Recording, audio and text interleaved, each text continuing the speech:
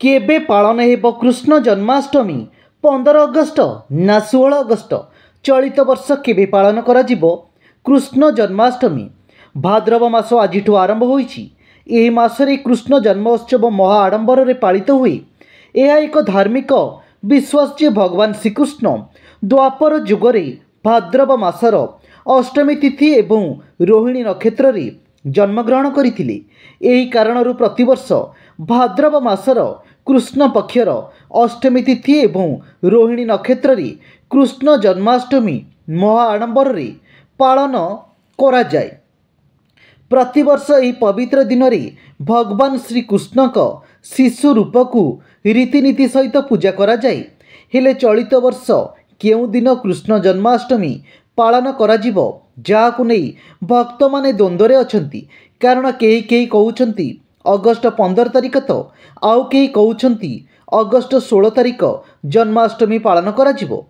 जन्माष्टमी केबे पालन करा जिवो? जदि विद्वानक मतरे भगवान श्रीकृष्ण को 5252तम जन्मवार्षिक 2025 रे पालन करा जिवो। जदि आमे दृक पंचाग को विश्वास करूँ तेबे भाद्रव मासर कृष्ण पक्ष अष्टमी तिथि अगस्ट 15 तारिख राति 11:49 रे आरंभ हेबो एवं यह अगस्ट 16 तारिख राति 9:24 पर्यंत रहिबो।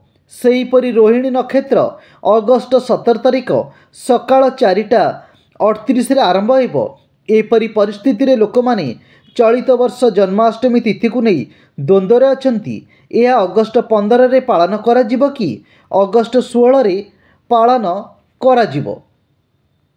शुभ समय रात्रि पूजार समय 16-17 अगस्ट राति 12:04 रु 12:47 पर्यंत। उपवास भांगिबार समय 17 अगस्ट सकाळ 5:51। मध्यराति मुहूर्त 16-17 अगस्ट राति 12:25। चंद्र उदय समय अगस्ट 16 तारिख राति 11:32।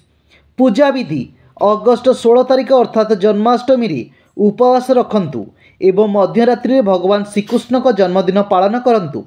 राति 12टारे श्रीकृष्ण का जन्म समय रे तांको क्षीर रे स्नान करांतु एवं तापरे प्रभु को पानी रे स्नान करांतु। एबे तांको एक सफा कपड़ा रे पोछि दियंतु एवं तांको पई अणा जाइतिबो स्वतंत्र पोशाक पिंधांतु।